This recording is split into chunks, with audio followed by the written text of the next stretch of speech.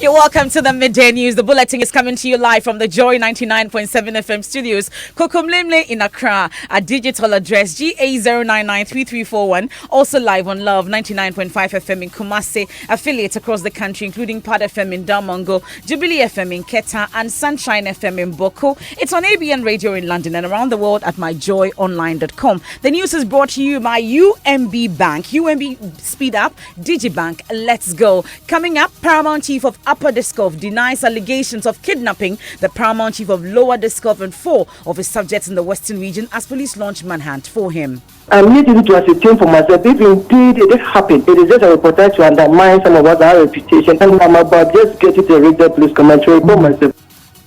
We'll hear details from the police shortly as the incident brings activities in the town to a halt.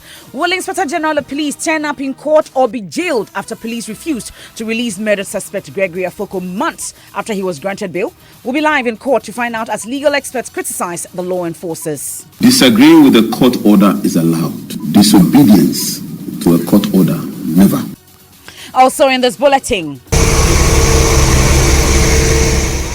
contractors begin upgrade of the 7.5-kilometer Lekma Road 24 hours after government's announcement. We'll hear from excited residents who say they will hold government accountable if work stalls again.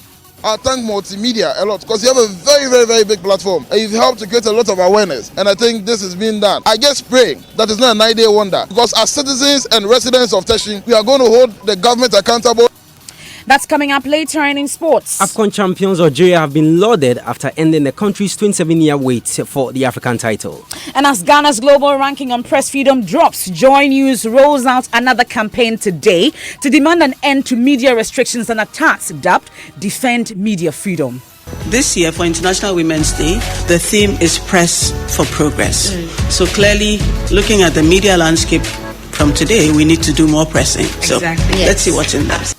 And more pressing we will do. We'll hear from government and civil society here on the Midday News with me, Emefa Apau. And we start from the Western region because Paramount Chief of Upper Discov, Obrimpong Hima Dechi the 14th, is denying allegations of kidnapping the Paramount Chief of Lower Discov, Nana Kwesi Agyeman, and 4 of his subjects. According to one of the persons kidnapped, their captors forcibly broke into the Lower Discov Chief's palace after midnight and damaged some items at the palace and the transformer in the community, resulting in a total blackout in the area. The police rescue team led by the Western Regional Police Commander DCOP Vincent Dima Dejo managed to take custody of the abducted Paramount Chief Nana Kwesi Agyeman the 9th, who is currently on admission at the Ifia Nkwanta Regional Hospital in Sekondi. Nana Datsi is one of the sub-chiefs of Nana Kwesi Agyeman, and he narrates the ordeal to Joy News.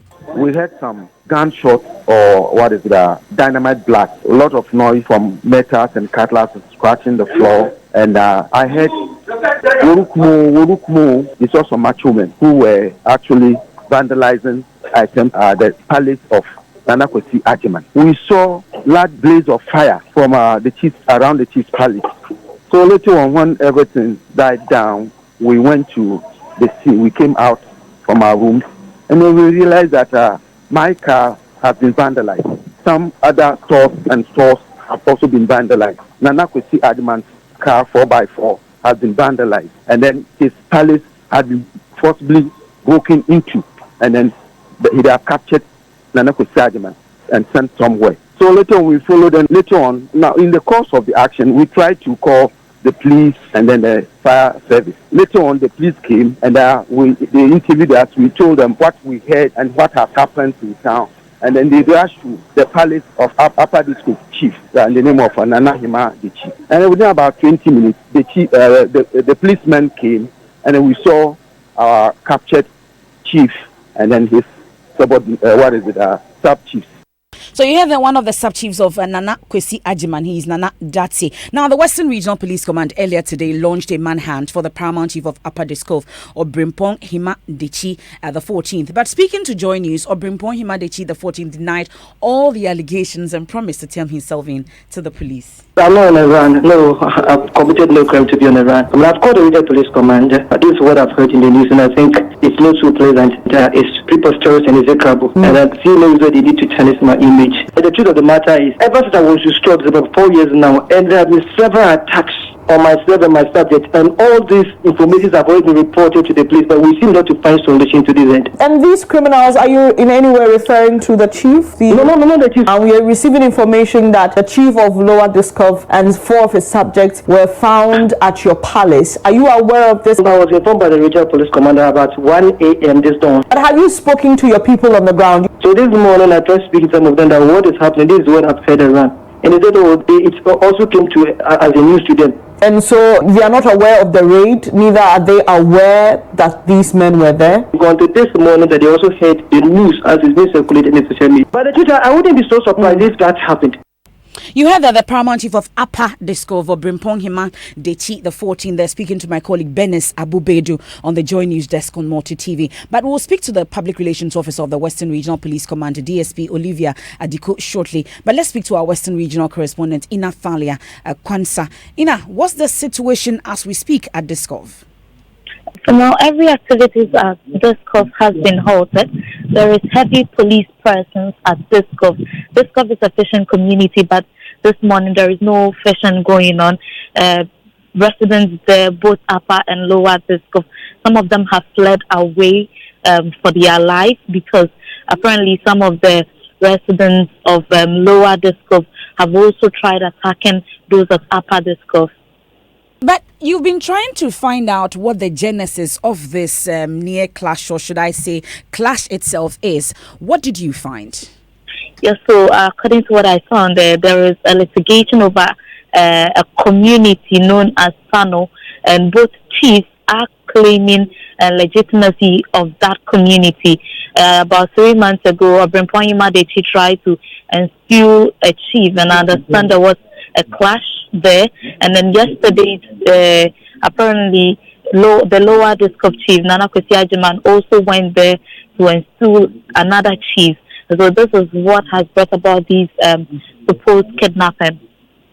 But from the last you checked with the police, though, do we know if any more arrests or there's been an arrest so far? None that I can confirm, Memifa. My colleague Ina Thalia Kwansa there speaking to us from the Western region. We'll try and contact police as well on this latest incident, because you heard the Paramount Chief earlier state that he's going to turn himself in to the police. We're still working the line to see if we have the police on the line on this matter. But whilst we wait, we'll go on to some other stories here on the Midday News, and we move on to the courts at this point, because Special Prosecutor Martin Amido is questioning the basis of the Police Criminal Investigations Department report exonerating former secretary to the Interministerial Committee on Illegal Mining of Corruption.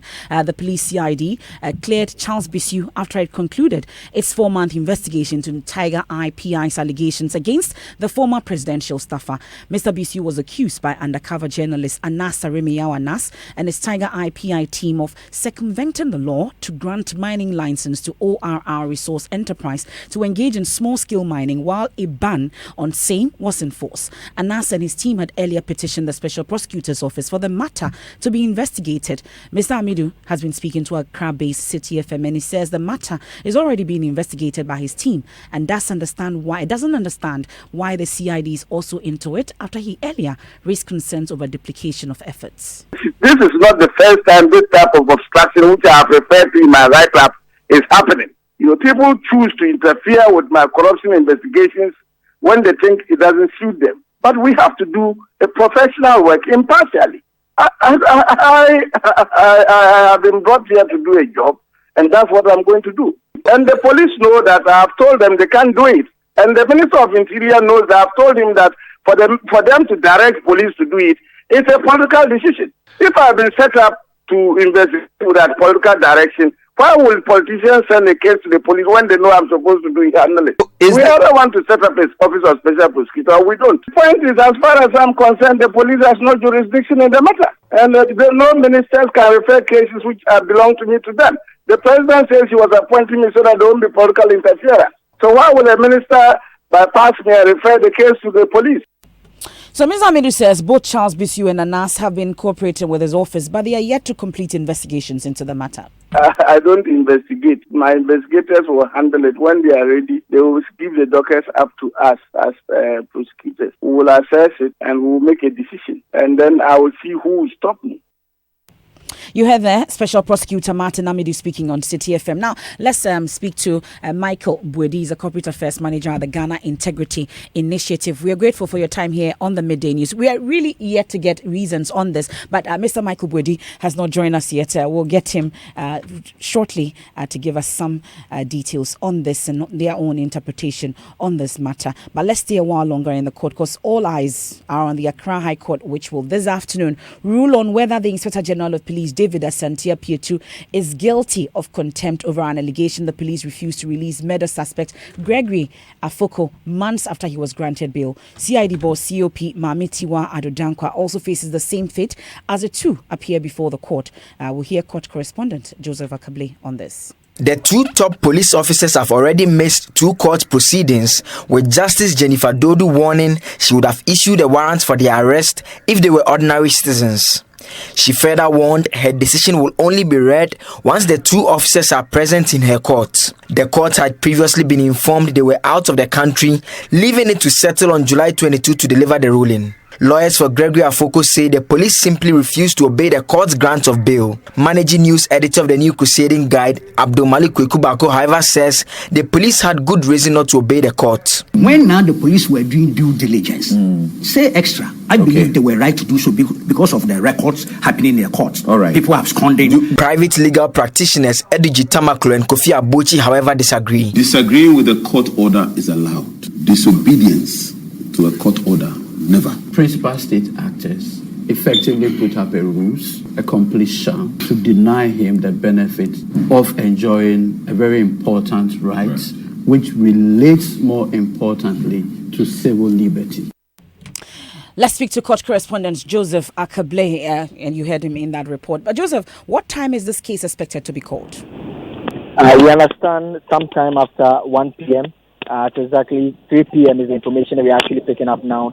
It's when the case will be called. The information again indicates that this is to ensure that the two top officers that have various functions at their workplace will be able to attend to those issues and be able to come to the court for the case to progress, because the judge had already indicated that this is a contempt matter and it relates to the two of them, and she's not going to read her decision without the two of them being present. And so the time has been fixed to enable them to be present in the courtroom for the case to progress. Some 2 hours ago, I spotted lawyers for Mr. Afoko who have actually pushed this application. They are present in the courtroom handling other cases that they are involved. They indicated that at the right time, that is at the 3 p.m. Time that has been fixed, they'll be heading to the commercial division where Justice Jennifer Dodu will be delivering a ruling. Now, this is not the first time the IGP has been found guilty of contempt charges. We recall the Redco Flats incident. So what sanctions could he possibly face this time round?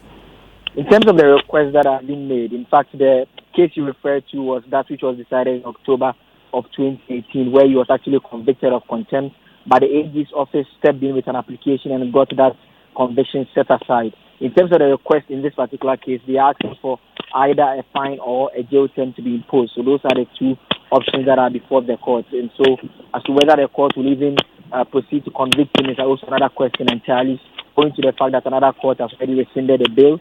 So whether the order and all those issues are all matters that the court will be pronouncing on at 3 p.m. to the MFR. It will be a great day in court, and Joseph Akable is there for us to bring you all the details. So those are sounds of a compactor leveling the dilapidated Lekma Road earlier today. Contractors have started an upgrade of the stretch, which residents say has caused miscarriages, respiratory diseases, and of course, discomfort. This comes on the back of an announcement by the Information Minister Kojo Ponkroma that a new contractor was mobilizing to site. It follows complaints by residents and threats of a demonstration. We'll be telling you what we discovered when we visited the community, but first, listen to the Information Minister explaining why the project stalled. A new contractor, MSDSR Holdings Incorporated of Dubai, has made a commercial offer to the ministry to provide funding for this and some other projects.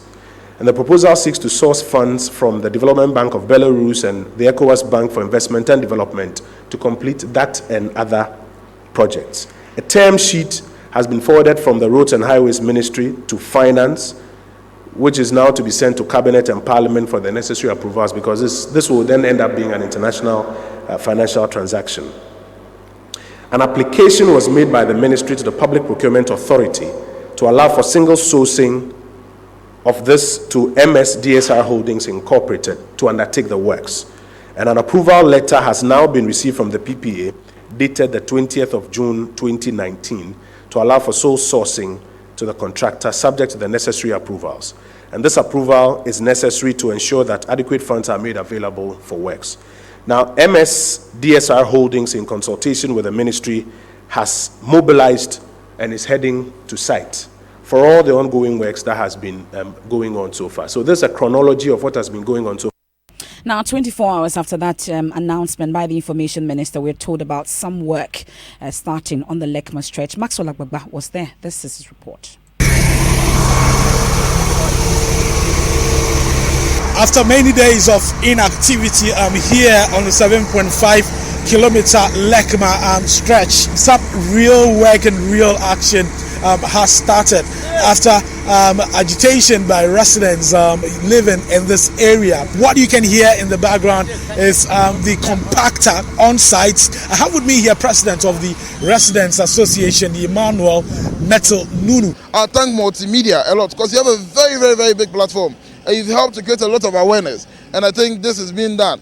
I just pray that it's not a 9-day wonder, because as citizens and residents of Teshie, we are going to hold the government accountable and make sure that the road is fixed. We are not going to use this for any kind of political campaign, because we know that it's the residents and the citizens solely that have caused this awareness and agitation with a joint collaboration of Multimedia for this to be done. And I thank your network very much. After you came here, we are seeing this. And I pray that you come back again and inspect what they are doing. All glory goes to all residents of Teshie, the Drivers Association, the residents around Agbliza, Lekma, La Scala. We thank you all. Let's continue the good fight and lift the name of Teshie high. It is understandable how this is turning into a Thanksgiving, service. Please, my name is Jacob Ajete. Jacob Ajete, I can see your face looks brown. Oh yeah, really. It looks brown already from using. Is it as a result of using the stretch? Yeah. Tell me, how bad is the situation for you? The situation, the road has been this way for a very long time. Every now and then they've been putting sand on it, but we don't see any improvement. But when I came to see this project, I'm very happy that for the ongoing project. It was very difficult at the first. So this bitumen has been poured on the road. Sometimes when it rains, we have to commute the 7 kilometers all the way to our houses, and which is very difficult. Imagine we are carrying a heavy load. So you hear there some residents interacting with my colleague Maxwell Agbagba. Let's get on the lines and speak to the MP for Lejokuku constituency, Dr. Bernard Okoboy. We're grateful for your time here on the Midday News. So you earlier lamented that your advocacy to get the road fix was not yielding any results, but we are told that some real work has begun today. What may have changed, do you know? Yeah, I think your sound it was problematic. I couldn't really hear you. So I'm asking about earlier your lamentation that your advocacy to get the road fixed was not yielding any results. And I'm asking that, do you know what may have changed? Because we know that work has begun on that road today. Okay, let me quickly sort of reposition your question. I mean, if you say my lamentation that the road was not being fixed, it's in some context. When Multimedia started this campaign, you interviewed me and asked me how come there's not full works on the road.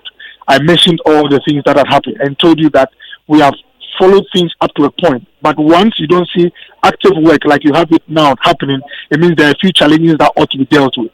So that is, let me put that in the right context. Now, what all of us wanted, like I mentioned when I was in your studios, is for the road to be fixed. And I said that I'd started this campaign about 2 years earlier. And all of you added your voice. We just thank the president. Look, this project was started in 2003. We've all been working hard to make sure that it is completed. I know you added your voices to it as we speak.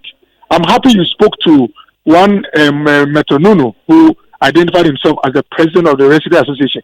On the 24th of June, when they wanted to embark on a demonstration, I met them as the member of parliament and told them plainly that they should give me 4 good weeks, 1 month, and that full works will start on the road because of some of the engagements and things that are cited.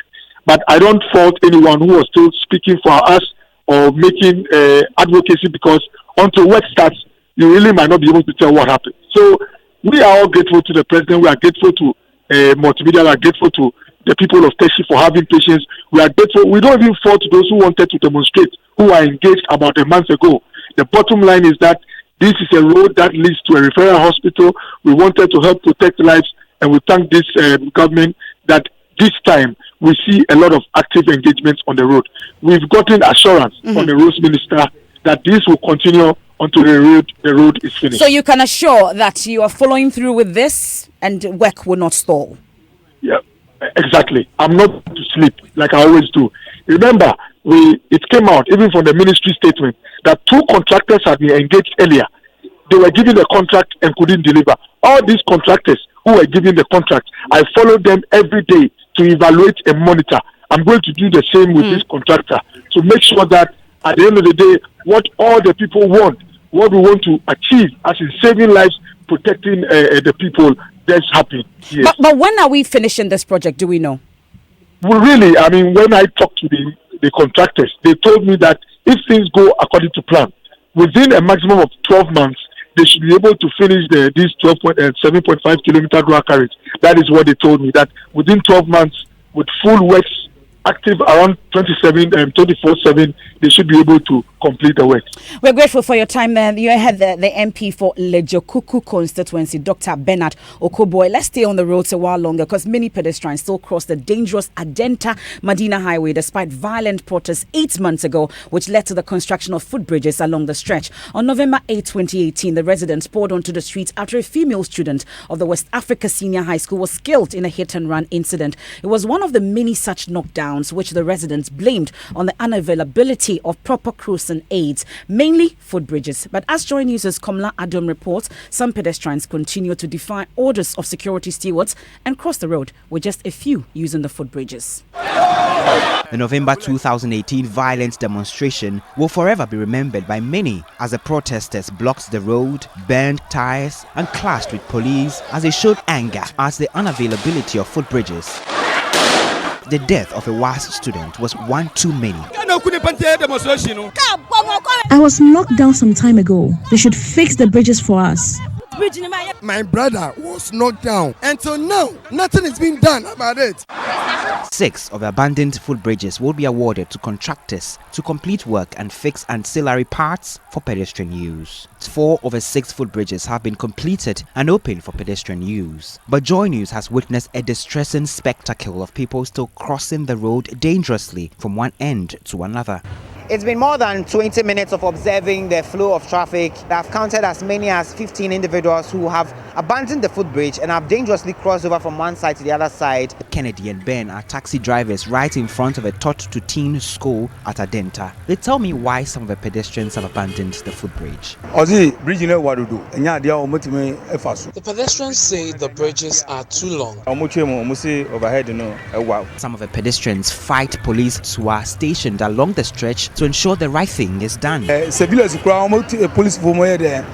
Some argue and quarrel with the police.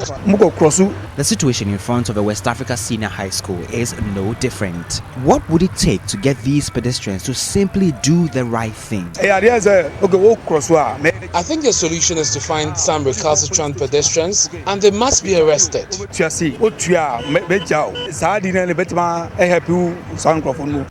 Our team saw some individuals shamelessly running across the highway, even worse, talking on the mobile phone. The Midday News will take a quick break. When we return, as Ghana's global ranking on press freedom drops, Joy News rolls out another campaign today to demand an end to media restrictions and attacks dubbed Defend Media Freedom. This year, for International Women's Day, the theme is Press for Progress. So clearly, looking at the media landscape from today, we need to do more pressing. So let's see what's in that. We'll hear from government and civil society on this after the break. Let's go, My name is Kwame Sefakai, and most of you know me as a media personality, but I am also a family man. The UMB mobile banking app, UMB Speed App, saves me so much time by letting me do almost all of my banking transactions on my phone. The cardless withdrawal feature allows me to withdraw cash from any UMB ATM without an ATM card. I can also pay bills, transfer money, request for a loan, invest money, and so much more. So now, I can spend less time at the bank and more time with the ones I love. Bank anywhere and anytime with a UMB mobile banking app, UMB Speed App, and get the time to do what you love most. Download the UMB Speed App from your Android, iOS, or Windows phone today. Call 0302-633-988 for more information. UMB Speed App, Digibank, let's go!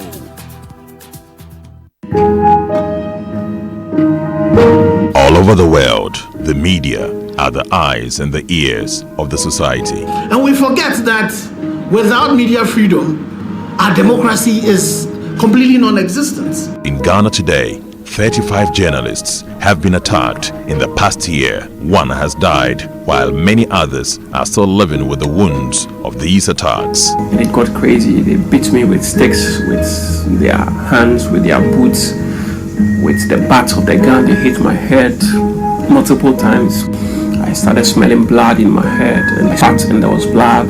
Ghana has dropped 4 points in the latest ranking of the World Press Freedom Index. Respect for press freedom. The media is all of us. It's you, it's me. It's time to defend media freedom in Ghana. The protection of journalists is not about when the incident has happened already, but mechanisms that are put in place to ensure that it will be unattractive for somebody to think of abusing a journalist. Hashtag defend media freedom.